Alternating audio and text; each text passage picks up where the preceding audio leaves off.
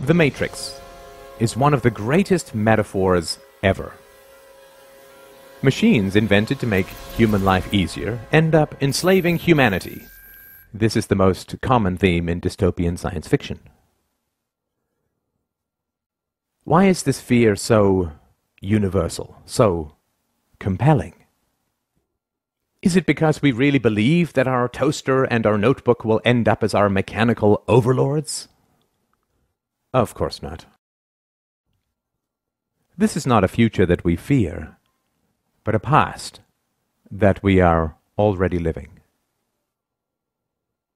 Supposedly, governments were invented to make human life easier and safer, but governments always end up enslaving humanity.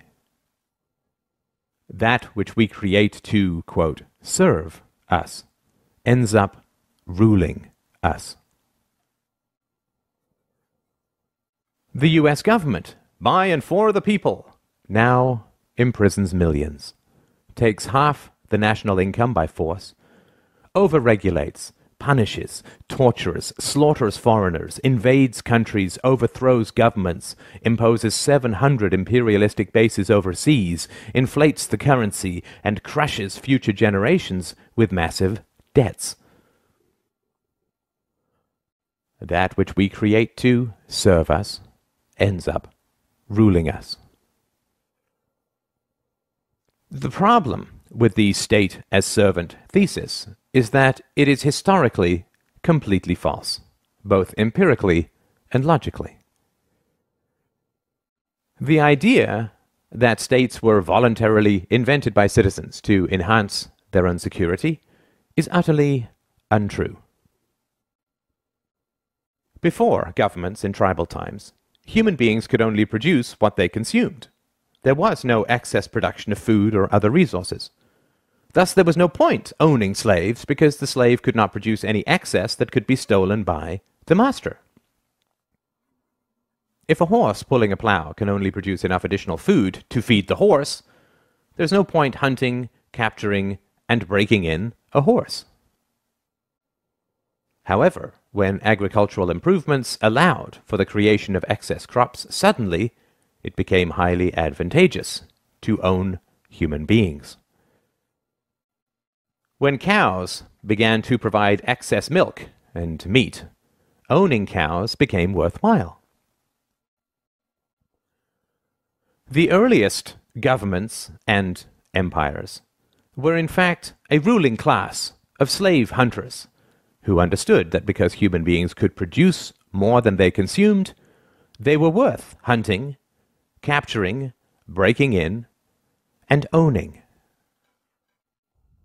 The earliest Egyptian and Chinese empires were, in reality, human farms, where people were hunted, captured, domesticated, and owned like any other form of livestock.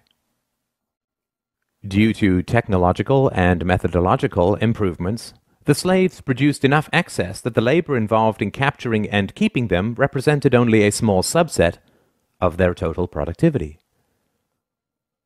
The ruling class, the farmers, kept a large portion of that excess while handing out gifts and payments to the brutalizing class, the police, slave hunters, and general sadists, and the propagandizing class, the priests, intellectuals, and artists. This situation continued for thousands of years, until the 16th to 17th centuries, when again, massive improvements in agricultural organization and technology created the second wave of excess productivity. The enclosure movement reorganized and consolidated farmland, resulting in 5 to 10 times more crops, creating a new class of industrial workers displaced from the country and huddling in the new cities. This enormous agricultural excess was the basis of the capital that drove the Industrial Revolution.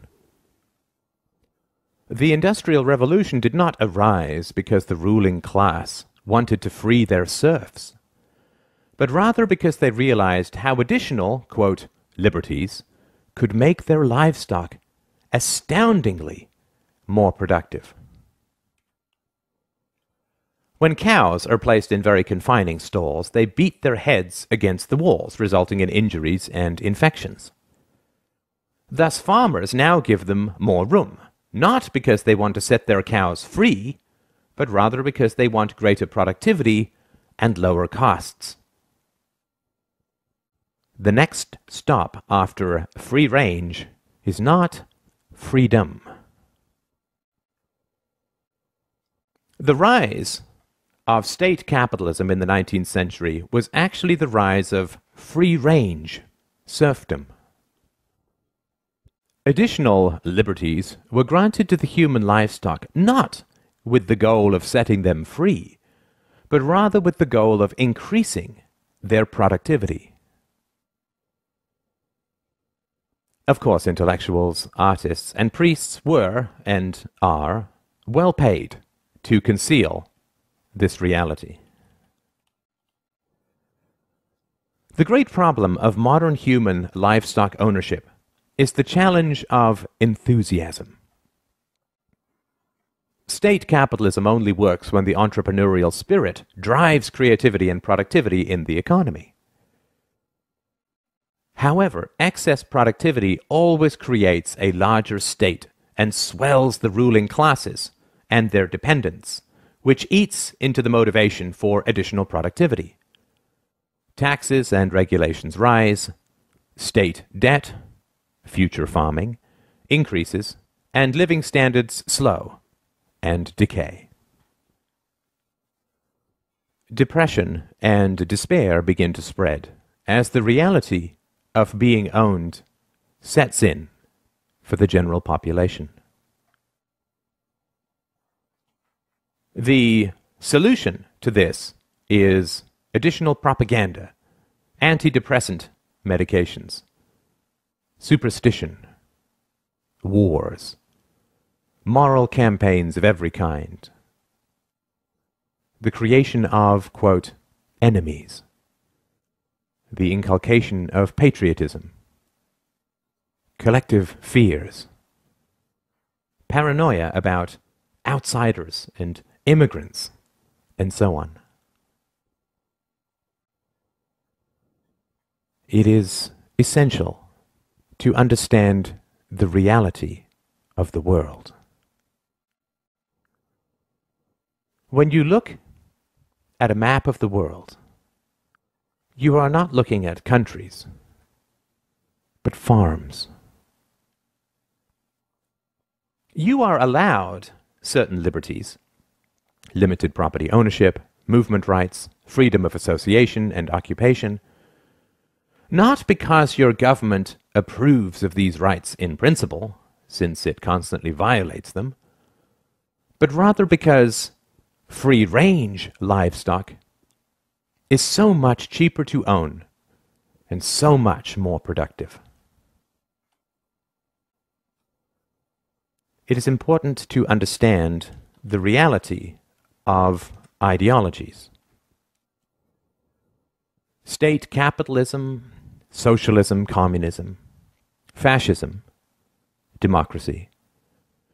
These are all livestock management approaches. Some work well for long periods, state capitalism, and some work very badly, communism. They all fail eventually because it is immoral and irrational to treat human beings as livestock. The recent growth of freedom in China, India, and Asia is occurring because the local state farmers have upgraded their livestock management practices. They have recognized that putting the cows in a larger stall provides the rulers more milk and meat. Rulers have also recognized that if they prevent you from fleeing the farm, you will become depressed, inert, and unproductive. A serf is the most productive when he imagines he is free. Thus your rulers must provide you the illusion of freedom in order to harvest you most effectively. Thus you are allowed to leave, but never to real freedom, only to another farm, because the whole world is a farm. They will prevent you from taking a lot of money. They will bury you in endless paperwork. They will restrict your right to work, but you are, quote, free to leave. Due to these difficulties, very few people do leave, but the illusion of mobility is maintained.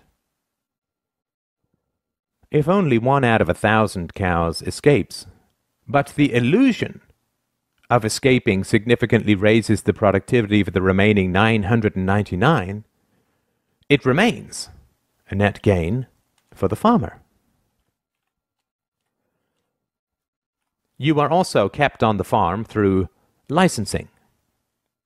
The most productive livestock are the professionals. So the rulers fit them with an electronic dog collar called a license, which only allows them to practice their trade on their own farm.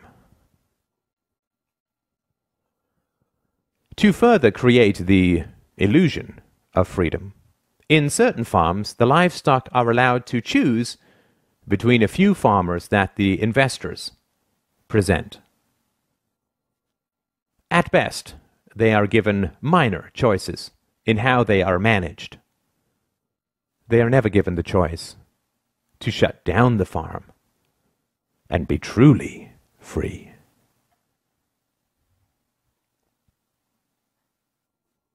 Government schools are indoctrination pens for livestock. They train children to, quote, love the farm and to fear true freedom and independence, and to attack anyone who questions the brutal reality of human ownership. Furthermore, they create jobs for the intellectuals that state propaganda so relies on.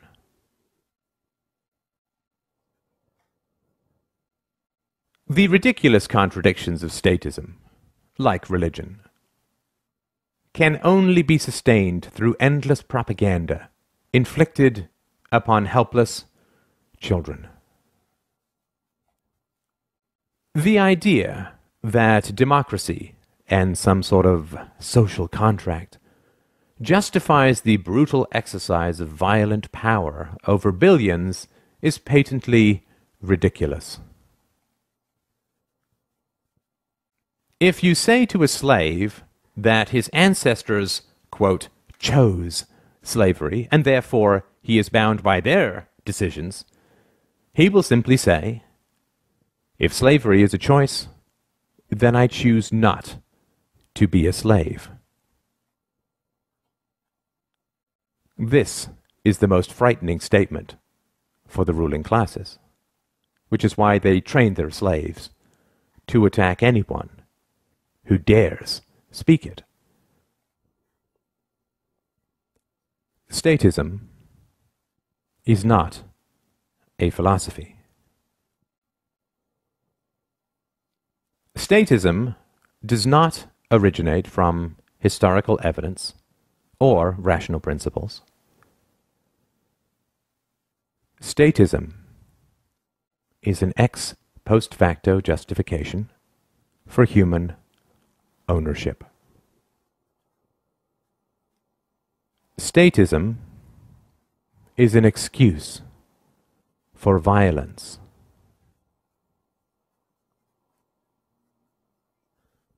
Statism is an ideology, and all ideologies are variations on human livestock management practices. A religion is pimped out superstition, designed to drug children with fears that they will endlessly pay to have, quote, alleviated.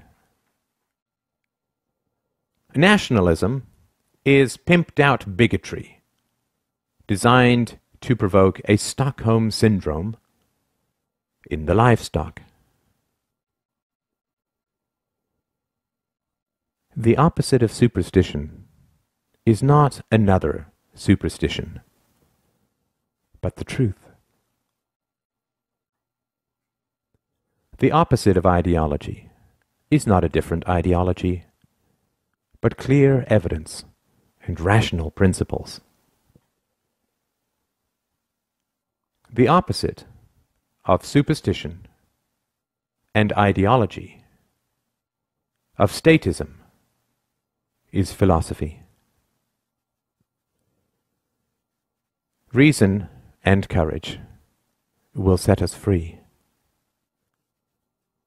You do not have to be livestock. Take the red pill. Wake up.